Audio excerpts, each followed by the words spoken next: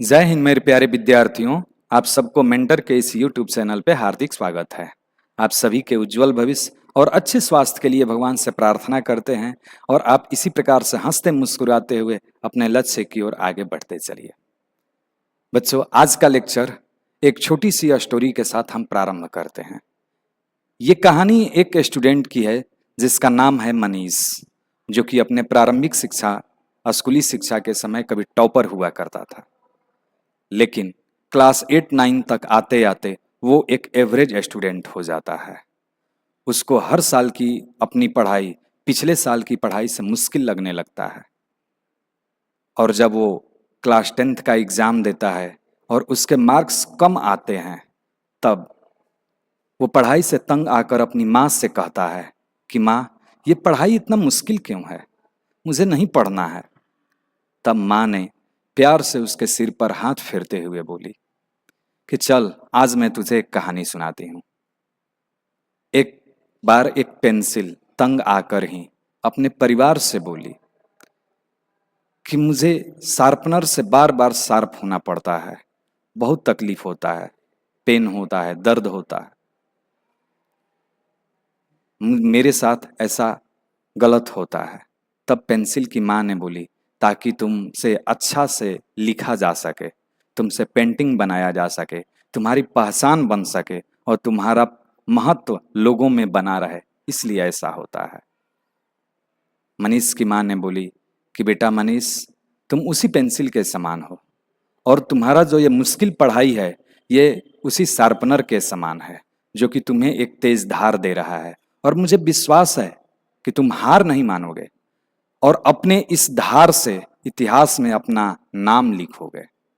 तो बच्चों, एक छोटी सी स्टोरी से आप जो अपने पढ़ाई से पढ़ाई को कभी कभी मुश्किल लगने लगता है, ये आपको किस प्रकार का स्टोरी लगा, और आप अपने कमेंट्स बॉक्स में ज़रूर बताइएगा, जो कि आपको कभी पूरे अभ्यास और पूरे जोश के साथ ये आपको अपने पढ़ाई में आपके लक्ष्य की ओर को आगे बढ़ाने में ज़रूर मदद करता है।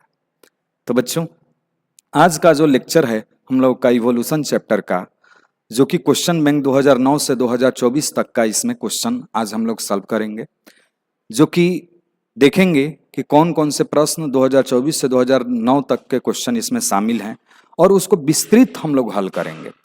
हल करने का मतलब है कि उसका पूरा कॉन्सेप्ट के साथ में हम लोग जानेंगे। तो चलिए, जैसा कि आप लोग देख रहे हैं, यहाँ पे क्वेश्चन है कि पूरा जीवी प्रमाण किसके अध्ययन पर आधारित है। पूरा जीवी को हम कहते हैं पैलियोजोइक। पैलियोजोइक ये प्रारंभिक समय था, जो कि लगभग आज से 54.1 करोड़ वर्ष पूर्व पहले प्रारंभ हुआ था और 25.2 करोड़ वर्ष पूर्व समाप्त भी हो गया था। यानी कि ये प्रारंभिक जो युग है, प्रारंभिक युग जो है, इसको कहा जाता है पैलियोजोइक। तो प्रारंभिक युग में जो जीव भूमि के अंदर दब गए हैं, उसी के आधार पर हम उस काल के जो जीव हैं, कौन से जीव हैं, कैसे जीव थे, उसका हम लोग अध्ययन करते हैं। तो भ्रूणीय विकास से हमें पूर्वजों की पहचान मिलता है, जिसको हम भ्रूणीय विकास को एम्ब्रियोलॉजी कहते हैं। तुलनात्मक शरीर के विज्ञान से अंगों के विकास का पता चलता है। ये आप छोटे छोटे पॉइंट करके आप लिख सकते हैं। लेकिन जो जीवाश्म है, जीवाश्म के अध्ययन को ही हम कहते हैं पैलेंटोलॉजी। इसी के जीवाश्म के अध्ययन को ही कहा जाता है पैलेंटोलॉजी। आप यहाँ पे जब शब्द को, इंग्लिश शब्द को आप पकड़ेंगे, इसको कहते हैं पूरा जीवी को पैलियोजोइक। आपके बायोलॉजी का क्वेश्चन पेपर में इसीलिए कहता हूँ कि आप हिंदी और इंग्लिश दोनों को जरूर आप लोग एक बार अच्छे से जरूर पढ़ा करें। तो जैसे पूरा जीवी को आप अगर इंग्लिश में क्वेश्चन पेपर देखते तो पैलियोजोइक शब्द मिलेगा। जीवाश्म का आप, जीवाश्म के जगह पर अगर आपको जीवाश्म का तो फॉसिल लिखा रहेगा, लेकिन जब इसके बारे में जानते रहेंगे कि जीवाश्म के अध्ययन को हम क्या कहते हैं, पैलेंटोलॉजी। यानी कि पूरा जीवी के अध्ययन इसमें किया जाता है, इसलिए इसका नाम पड़ा है पैलेंटोलॉजी। तो इसका सही आंसर हो जाएगा, सही आंसर हो जाएगा जीवाश्म। इसमें ये लिख लीजिएगा ये पॉइंट को, और यहाँ पे लिख दीजिएगा कि जीवाश्म के अध्ययन को पैलेंटोलॉजी कहते हैं। थोड़ा सा लैंग्वेज में लिख लीजिएगा कि जीवाश्म के अध्ययन को कंसेप्ट के तौर पे, कि जीवाश्म के अध्ययन को पैलेंटोलॉजी कहते हैं।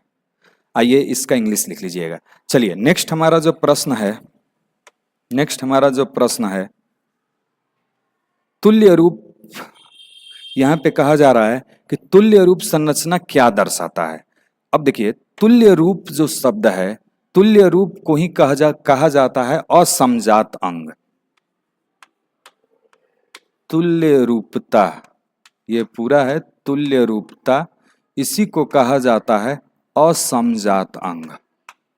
असमजात अंग, जिसको इंग्लिश में कहते हैं एनालॉगस। एनालॉगस, और एनालॉगस जो विकास दर्शाता है वो कन्वर्जेंट विकास दर्शाता है। आपको एक कोड दिए थे, समजात वाला जो होता है HD यानी होमोलॉगस डाइवर्जेंट, और एनालॉगस कन्वर्जेंट। HDAC को आपको ध्यान रखना है। H मतलब होमोलॉगस समजात अंग, A मतलब एनालॉगस यानी कि असमजात अंग, C से कन्वर्जेंट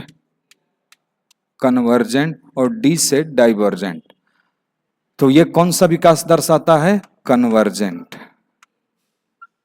कन्वर्जेंट का हिंदी होता है अभिसारी।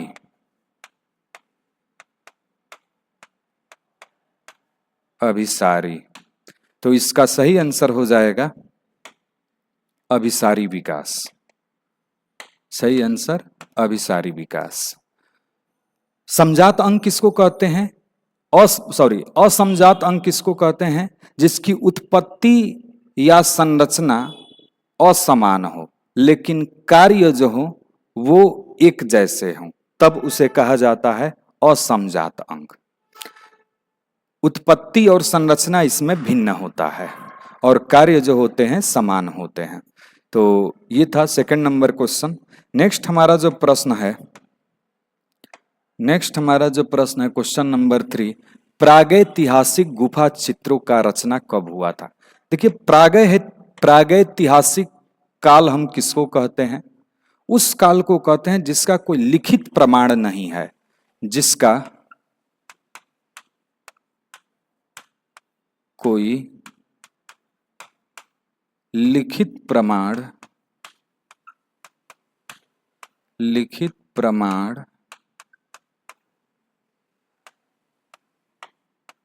नहीं है, उसे प्रागैतिहासिक काल कहते हैं। अब प्रागैतिहासिक गुफा में चित्रों की रचना कब हुई? यानी कि उस समय जो मानव सदृश प्राणी उत्पन्न हुए थे या मानव के जैसा, वो उस समय लिखना पढ़ना नहीं जानते थे, वो गुफाओं में चित्रण करते थे। और ये आपके एनसीईआरटी का ही एक लाइन है। एनसीईआरटी में आप लोग देखेंगे जैसे कि यहां पर मानव उद्विकास के दौरान, इस पॉइंट को, ये एनसीईआरटी का लाइन है, मानव उद्भव। एनसीईआरटी का जो लास्ट पेज जिसमें मानव का उद्भव और विकास 6.9, ये उसमें आप फिगर के बाद लास्ट वाला जब लाइन पढ़ेंगे तो उसमें ये स्पष्ट लिखा हुआ है कि मानव ने प्रागैतिहासिक गुफा चित्रों की रचना लगभग 18,000 वर्ष पूर्व हुआ। कब हुआ था? 18,000 वर्ष पूर्व। अब ये क्वेश्चन आगे पूछ सकता है, कृषि कार्य लगभग 10,000 वर्ष पूर्व हुआ था। तो कृषि कार्य को आप लोग इसी कॉन्सेप्ट में लिख लीजिएगा, क्योंकि जस्ट इसके आगे का ये एनसीईआरटी का लाइन है, इसको पूछा जा सकता है। तो इसका सही आंसर हो जाएगा, सीधे इस लाइन को लिख लीजिएगा, अकॉर्डिंग टू एनसीईआरटी है। ये किसके अनुसार है? एनसीईआरटी के अनुसार है। अकॉर्डिंग टू एनसीईआरटी ये मानव ने प्रागैतिहासिक गुफा चित्रों की रचना लगभग कब है? 18,000 वर्ष पूर्व। और कृषि कार्य भी लिख दीजिएगा 10,000 वर्ष पूर्व। तो चलिए आगे हम लोग देखते हैं, इसका सही आंसर हो जाएगा 18,000 वर्ष पूर्व। नेक्स्ट हमारा जो प्रश्न है, नेक्स्ट जो हमारा प्रश्न है question number 4, S L Miller. S L Miller का मतलब है स्टेनले मिलर। स्टेनले मिलर ने जो अपना प्रयोग किए थे, इनका जो प्रयोग है, स्टेनले मिलर का प्रयोग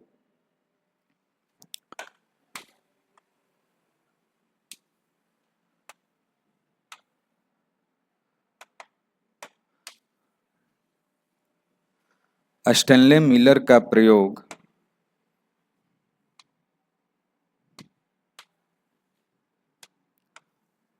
ये जो स्टेनले मिलर प्रयोग किए थे, ये भी आपके एनसीईआरटी का ही ये फिगर दर्शाया गया है, जो कि जीवन के उत्पत्ति, जीव के उत्पत्ति के संदर्भ में दिए थे। जीव के उत्पत्ति के संदर्भ में यह प्रयोग किया गया था।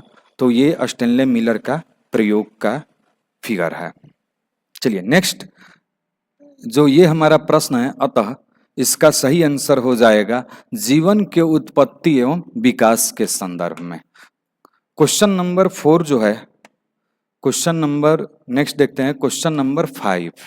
क्वेश्चन नंबर 5 देखिए, बहुत अच्छा क्वेश्चन है कि शैल क्रमक, शैल क्रमक क्या होते हैं? शैल क्रमक का मतलब होगा लिथोसियर। लिथोसियर यानी शैल मतलब होता है पत्थर पर उगने वाले, जो प्रारंभिक जो पत्थर पे विकास होता है जीव को, उसको कहा गया है लिथोसियर यानी शैल क्रमक। और शैल क्रमक के रूप में आए थे लाइकेन। और लाइकेन क्या होता है?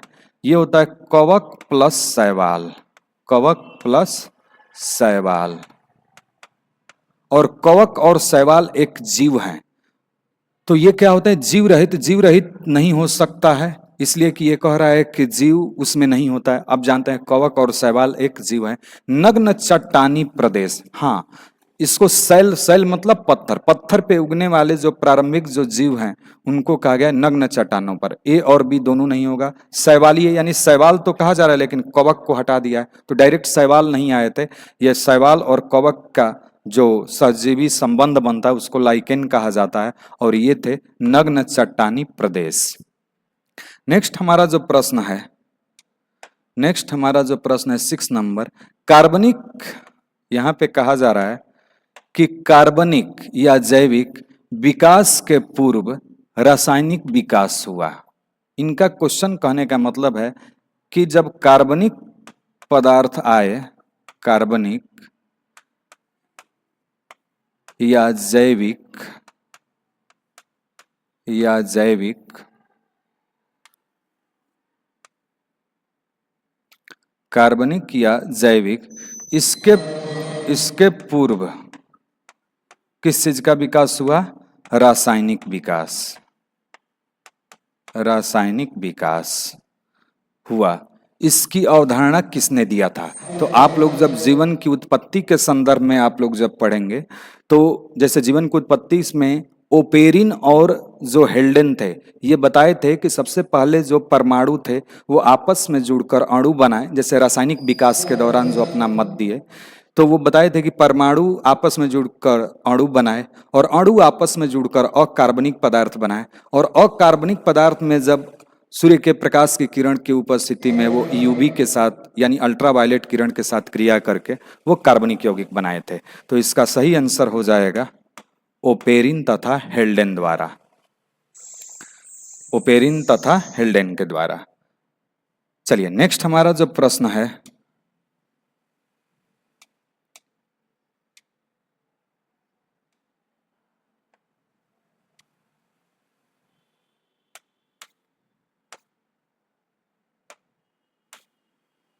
नेक्स्ट हमारा जो प्रश्न है, प्रतिजैविक प्रतिरोधी जीवाणु का प्रादुर्भाव।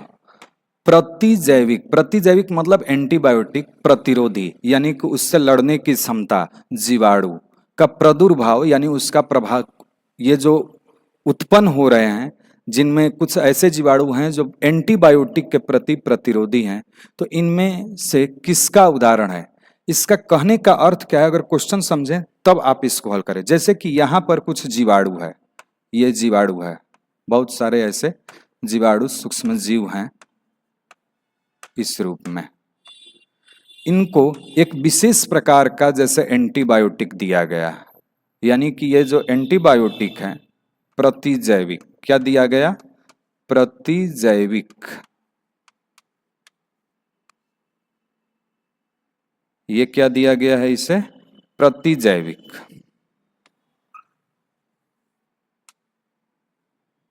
यहां पे हम इसको दर्शा रहे हैं। इसको जब एंटीबायोटिक दिया गया तो ये एक समुदाय है, और इस समुदाय में अगर देखा गया कि कुछ ये एंटीबायोटिक क्यों दिया जाता है? अगर आपको फीवर हुआ, पहले पैरासीटामोल दिया जाता है, और पैरासीटामोल देने के बाद अगर उससे नहीं ठीक होता है तो एंटीबायोटिक दिया जाता है।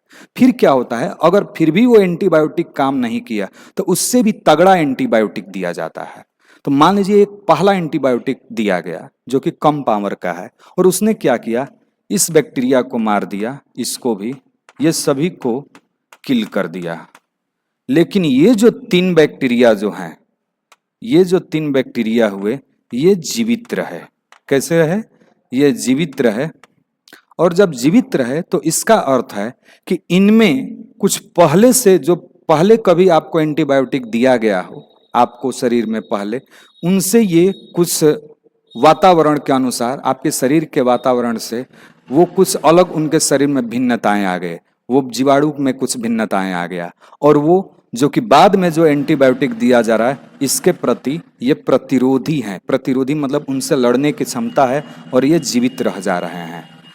और फिर तभी इसको भी मारने के लिए और भी तगड़ा एंटीबायोटिक दिया जाता है। तो देखिए, प्रतिजैविक का इंग्लिश होता है एंटीबायोटिक, प्रतिरोधी मतलब उससे लड़ने की क्षमता। जीवाणु में जो ये प्रादुर्भाव, जो कि ये नष्ट नहीं हो रहा है, उसका प्रादुर्भाव इनमें से किसके कारण हो रहा है? तो पहला है अनुकूलीकरण। तो अनुकूलीकरण नहीं है कि एक विकसित हुआ फिर वो पूरे शरीर में फैला। ट्रांसडक्शन नहीं है कि इसका बैक्टीरिया, इसका डीएनए इसमें ट्रांसफर हो। किसी समुदाय में पूर्व स्थित विभिन्नता, किसी समुदाय में पूर्व स्थित विभिन्नता के कारण हुआ। प्रतिजैविक दिया गया, आप ये फिगर बना सकते हैं, ये जो जिंदा रहा ये केवल क्वेश्चन को बताया गया है। लेकिन मैं जो बोला कि क्यों ऐसा होता है, तो आपके शरीर में पहले से अगर एंटीबायोटिक कम पावर का, मान लीजिए कि पहले से 650 mg का कोई एंटीबायोटिक दिया गया है, आप दोबारा जब बीमार पड़े तो कोई 200 mg का कोई एंटीबायोटिक दिया गया, वही एंटीबायोटिक, तो आपके शरीर में काम नहीं करता है। क्यों नहीं करता है? क्योंकि आपका जो अंदर जो जीवाणु था वो तो अब 650 mg के पावर पर वो नष्ट हुआ है, और 200 पावर का mg का जो आप एंटीबायोटिक आपको दिया गया उसको तो वैसे ही उसके प्रति प्रतिरोधक क्षमता विकसित हो गया। तो इसका सही आंसर हो जाएगा किसी समुदाय में पूर्व स्थित विभिन्नता के कारण। चलिए नेक्स्ट हमारा जो प्रश्न है,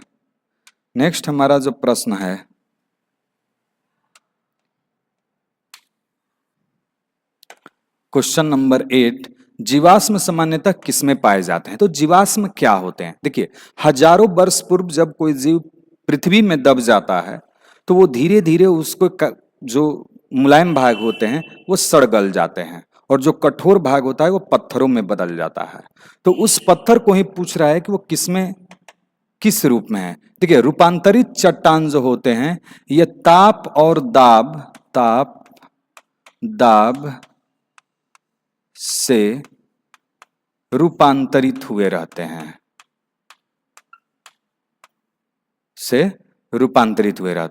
ये जो अग्नेय चट्टान है ये ज्वालामुखी के लावा होते हैं। ज्वालामुखी के लावा।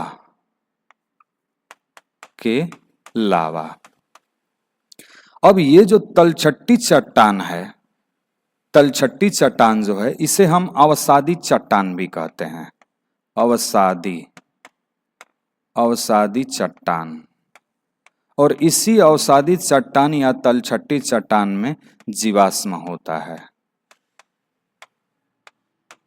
तो इसका सही आंसर हो जाएगा तलछट्टी चट्टान। हो सकता है कि आगे अवसादी चट्टान के नाम से यह क्वेश्चन दे, तो आप लोग इसको ध्यान रखिएगा।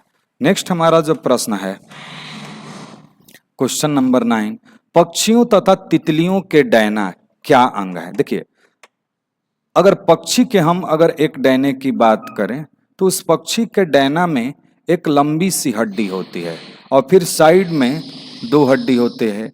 जैसे कि हमारे हाथ की जो हड्डी होता है ये ह्यूमर और रेडियस और अल्ना, तो एक हो जाता है इसमें ह्यूमर, एक होता है रेडियस और एक होता है अल्ना, रेडियस और अल्ना। लेकिन यदि तितली का पंख अगर देखा जाए, तितली का यह पंख होता है, तो तितली के पंख में ऐसे लाइन बने होते हैं, लेकिन इसमें किसी भी प्रकार का हड्डी नहीं होता है, हड्डी नहीं होता है। लेकिन दोनों जो हैं उड़ने में काम आते हैं। तो उत्पत्ति या संरचना तो अलग हो गया, इसमें हड्डी है इसमें नहीं है, लेकिन कार्य इनके समान है। तो जिसकी उत्पत्ति या संरचना अलग हो और कार्य समान हो तो उसे कहा जाता है असमजात अंग। क्या कहते हैं? असमजात अंग। देखिए, ये क्या हो गया, पक्षी और तितली के जो डैना है ये हो गए असमजात, असमजात अंग, जिसका कार्य समान है लेकिन उनके संरचना या उत्पत्ति असमान है। तो इसका सही आंसर हो जाएगा असमजात। तो असमजात का परिभाषा क्या हो गया कि कार्य समान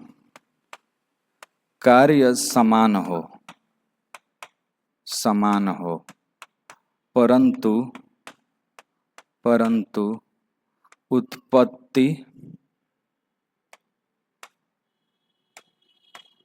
उत्पत्ति या संरचना अलग हो तो उसे हम असमजात अंग कहते हैं। चलिए, इसको आप लोग लिख लेंगे। नेक्स्ट हमारा जो प्रश्न है क्वेश्चन नंबर 10, एक की डना क्या है। देखिए, एक की डना एक संयोजक कड़ी है, कनेक्टिंग लिंक। कनेक्टिंग लिंक यानी कि दो जो प्रजाति है उसके बीच में कुछ ऐसे जीव उत्पन्न हुए जो दोनों प्रजातियों के लक्षण उसमें मौजूद थे। एक की डना जो है, जो कि आप यहाँ पर एक फिगर देखेंगे, ये आपके एनसीईआरटी का ही फिगर है जो एक की डना का, ये एक की डना है जो कि एक संयोजक कड़ी है। एक की डना जो है स्तनी वर्ग के भी गुण को रखता है और सरीसृप के भी गुण को रखता है। तो सरीसृप तथा स्तनी वर्ग के बीच के कड़ी को कहते हैं एक की डना। तो इसका सही आंसर हो जाएगा योजक। योजक मतलब कनेक्टिंग लिंक, कनेक्टिंग।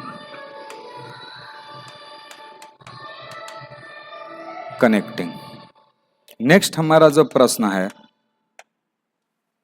11 नंबर, डोडो है। डोडो एक पक्षी है जो कि मॉरिशस द्वीप में ये उपस्थित था, जो कि आज के डेट में वहां पर ये उड़ नहीं सकता था।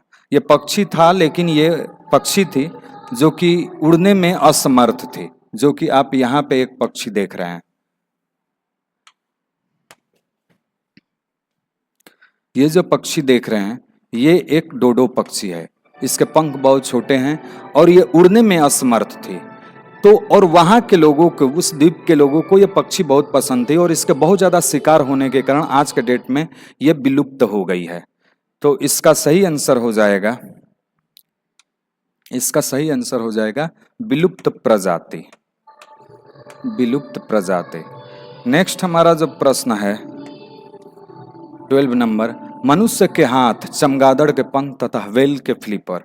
व्हेल के जो फ्लिपर हैं, जो ये मछली है, इसका ये जो भाग होता है ये होता है फ्लिपर। मनुष्य के हाथ में जैसे ह्यूमर और रेडियस अल्ना होते हैं, उसी प्रकार से चमगादड़ के भी पंख में रेडियस अल्ना होते हैं। व्हेल जो होती है उसमें भी रेडियस अल्ना होते हैं। तो इनकी उत्पत्ति और संरचना समान है, लेकिन कार्य अलग है। मनुष्य के हाथ अन्य कार्य में उपयोग हो रहे हैं, चमगादड़ के पंख उड़ने में और फ्लीपर जो है तैरने में, वेल की। तो कार्य जो समजात अंग होते हैं, समजात हम किसको कहते हैं? जिसकी संरचना समान हो, संरचना समान परंतु कार्य भिन्न हो, तो उसे कहते हैं समजात अंग। तो इसका सही आंसर हो जाएगा समजात। तो ये क्वेश्चन नंबर 12 था। नेक्स्ट हमारा जो प्रश्न है 13 नंबर, समकार्य संरचना। समकार्य संरचना यानी समान कार्य। इस शब्द को समझेंगे, समकार्य। समकार्य देखिए डिफिनीशन से आ गया, समकार्य का मतलब हो गया समान कार्य, समान कार्य। और समान कार्य और संरचना भिन्न हो तो ये हो जाता है असमजात अंग, असमजात। और असमजात को इंग्लिश में कहते हैं एनालॉगस। और एनालॉगस जो होता है ASC यानी कन्वर्जेंट, कन्वर्जेंट विकास को दर्शाता है। और कन्वर्जेंट का इंग्लिश होता है समकार्य यानी समान, हाँ, कन्वर्जेंट का इंग्लिश होता है अभिसारी, अभिसारी। तो इसका सही 2023 का यह प्रश्न है, तो इसका सही आंसर हो जाएगा अभिसारी, कन्वर्जेंट, अभिसारी। इसको आप लोग कंसेप्ट के रूप में लिख लेंगे। नेक्स्ट हमारा जो प्रश्न है क्वेश्चन नंबर 14, ऑस्ट्रेलिया के शिशुधानी प्राणियां अनुकूली विकिरण, अनुकूली विकिरण में जो दोनों अनुकूली विकिरण में दोनों दर्शाया जाता है। जैसे डार्विन का जो फिंसे पक्षी थे, डार्विन के फिंसे पक्षी, फिंसे पक्षी ये दर्शाती है डाइवर्जेंट। ये आगे के एग्जाम में पूछा जा सकता है। और एक एग्जाम्पल ये था अनुकूली विकिरण का, दूसरा है मार्सुपियल्स, ऑस्ट्रेलियाई मार्सुपियल्स। मार्सुपियल्स यानी कि ऑस्ट्रेलियाई शिशुधानी, शिशुधानी यानी मार्सुपियल्स। ये जो दर्शाते हैं कन्वर्जेंट विकास को दर्शाते हैं, कन्वर्जेंट। तो इसको तो आपके एग्जाम में पूछा जा चुका है, दोनों ये वाला पूछा जा चुका है। जैसे मार्सुपियल्स यानी शिशुधानी की बात कर रहा है, तो कन्वर्जेंट का हिंदी होता है अभिसारी, अभिसारी। तो इसका सही आंसर हो जाएगा अभिसारी क्रम विकास। चलिए नेक्स्ट हमारा जो प्रश्न है, नेक्स्ट जो हमारा प्रश्न है ट्रिटिकम एस्टिवम, जो कि एक हेक्साप्लोइडी गेहूं है। देखिए ट्रिटिकम एस्टिवम में क्या होता है, 6N होता है और N के स्थान पर 7-7 क्रोमोसोम का एक समूह, जो कि 6 समूह 7-7 क्रोमोसोम का समजात क्रोमोसोम 6 रूप में होते हैं, 6 अलग अलग समूह बनाते हैं। और इस प्रकार से 6 × 7 ये हो जाता है 42 क्रोमोसोम। तो इसका सही आंसर हो जाता है 42 क्रोमोसोम। चलिए नेक्स्ट हमारा जो प्रश्न है 16 नंबर, नई प्रजातियों के निर्माण का महत्वपूर्ण कारक। देखिए ये जब ये प्रश्न पूछा गया है तो इसमें जो भी ऑप्शन दिया गया है सभी का नाम शामिल है। आप जब NCERT बुक पढ़ेंगे तो सबका नाम शामिल है। प्रतियोगिता एक नहीं है, प्रतियोगिता में तो हानि जीवों को होता है और उससे नष्ट हो जाते हैं कंपटीशन के थ्रू जो होता है। सबसे विलगन भी शामिल है, सॉल्टेशन, निरंतर विविधता भी होता है और उत्परिवर्तन भी होता है। डार्विन ने निरंतर विविधता को कहा। विलगन और उत्परिवर्तन जो होता है वो डार्विन के बाद, जो कि मेंडल के सिद्धांत को नहीं वो समझ पाए थे, उनको इग्नोर, मेंडल के सिद्धांत को इन्हीं पर इग्नोर कर दिया गया था। लेकिन बाद में ह्यूगो डिब्रिज जो वैज्ञानिक थे वो नई प्रजातियों के निर्माण के महत्वपूर्ण, यहाँ पे सब कारण सब है लेकिन महत्वपूर्ण कारण पूछ दिया है। तो आप यहाँ पर NCERT का ही एक लाइन देखेंगे, NCERT का ही लाइन, विकास की क्रियाविधि, विकास की क्रियाविधि। जो कि क्या कहा जा रहा है इसमें कि विविधता के उद्गम क्या है और प्रजाति की उत्पत्ति कैसे होती है। यद्यपि मेंडल ने ऐसे वंशानुक्रम कारकों के विषय में बताया जो कि दृश्य प्रारूप यानी कि फिनोटाइप जो रेशियो होता है कि बाहर से दिखने में कैसा है को प्रभावित करते हैं। डार्विन ने इस तरफ ध्यान नहीं दिया इस विषय पर चुप्पी ही साधी। 20वीं सदी में जो कि आज के मतलब उनके बाद किया गया प्रथम दशक में ह्यूगो डिवेरिज ने इवनिंग प्राइम रोज पर काम करके म्यूटेशन यानी उत्परिवर्तन को विचार को आगे बढ़ाया। अब म्यूटेशन का अर्थ है जीव की संख्या में एकाएक परिवर्तन यानी सहसा आने वाले बड़े बड़े परिवर्तन। इनका मत था कि ये बड़े ही उत्परिवर्तन ही विकास का कारण है, न कि छोटी छोटी विविधताएं, जिन पर डार्विन ने बल दिया और वो भी इस बात को स्वीकारा गया इनके द्वारा। और लास्ट में इस पूरे पैराग्राफ में शामिल यह है कि आज के डेट में जो मेंडल के भी सिद्धांत को दर्शाते हुए इस उत्परिवर्तन कई जगह पे कई लोग अलग अलग इस क्वेश्चन के आंसर के रूप में निरंतर विविधता भी है वो भी कारण है, लेकिन हम लोग अकॉर्डिंग टू एनसीईआरटी देखें तो इसका सही कारण जो होता है वो उत्परिवर्तन ह्यूगो डिब्रिज के अनुसार हुआ है। तो चलिए नेक्स्ट इस पर जो हमारा क्वेश्चन हुआ इस दृष्टिकोण से ये अभी विवादास्पद के रूप में इसका आंसर, लेकिन according to NCERT Hugo de Vries के अनुसार इसका महत्वपूर्ण जो कारक है वो है उत्परिवर्तन, जो कि इस आप एनसीईआरटी बुक देखेंगे तो लास्ट में यह स्पष्ट रूप से कह दिया गया है कि उत्परिवर्तन इसको आज के वर्तमान समय में इसको पुष्टि कर दिया गया है, उत्परिवर्तन नई प्रजाति का मुख्य कारक है। चलिए नेक्स्ट हमारा जो प्रश्न है, नेक्स्ट जो हमारा प्रश्न है 17 नंबर, मनुष्य निम्नांकित में से किस ऑर्डर तथा किस कुल का सदस्य है। आप लोग पढ़े होंगे जब क्लासिफिकेशन किया जाता है तो एक कोड होता है K P C O F G S, kingdom, phylum, class, order, family, family का ही मतलब होता है कुल, जीनस और स्पीसीज। तो मनुष्य का जो है किंगडम वो है एनिमल, फाइलम जो है कार्डेटा, क्लास जो है क्लास इसका अगर देखा जाए तो क्लास इसका भी हम लोग देखते हैं क्लास हो जाता है हाँ स्तनी वर्ग मैमेलिया। ऑर्डर जो होता है इसका प्राइमेट्स, फैमिली जो होता है कुल होमिनिडी।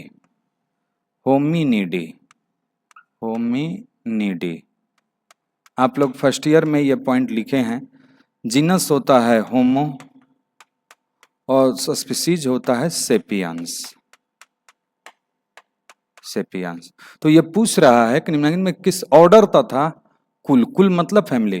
तो देखिए ऑर्डर हो गया प्राइमेट्स और कुल हो गया होमोनिडी, प्राइमेट्स और होमोनिडी। तो सही आंसर इसका हो जाएगा सी ऑप्शन, प्राइमेट्स तथा होमिनिडी। चलिए नेक्स्ट हमारा जो प्रश्न है 18 नंबर, ड्रायोपिथिकस इनमें से किसके अधिक समान थे। यहाँ पे ऑप्शन दिया गया है एप के, गोरिल्ला के, चिंपैंजी के और मनुष्य के। ड्रायोपिथिकस देखिए जब मनुष्य का विकास हुआ तो सबसे पहले आए थे ड्रायोपिथिकस, उसके बाद रामापिथिकस, उसके बाद ऑस्ट्रेलोपिथिकस। तो इस क्रम में अगर आप एनसीईआरटी के लाइन को पढ़ेंगे तो ये गोरिल्ला चिंपैंजी का भी नाम आया है, एप का भी नाम, लेकिन अंतर क्या है कि ड्रायोपिथिकस और रामापिथिकस जो थे गोरिल्ला और चिंपैंजी के समान चलते थे, न कि उनके समान दिखते थे। दिखने में कैसा वो कहा गया है एप के समान, जैसे कि आप ये लाइन देखें।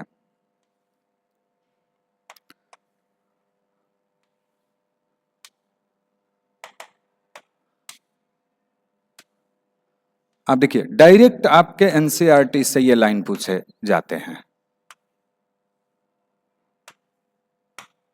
ये एनसीईआरटी के लाइन है।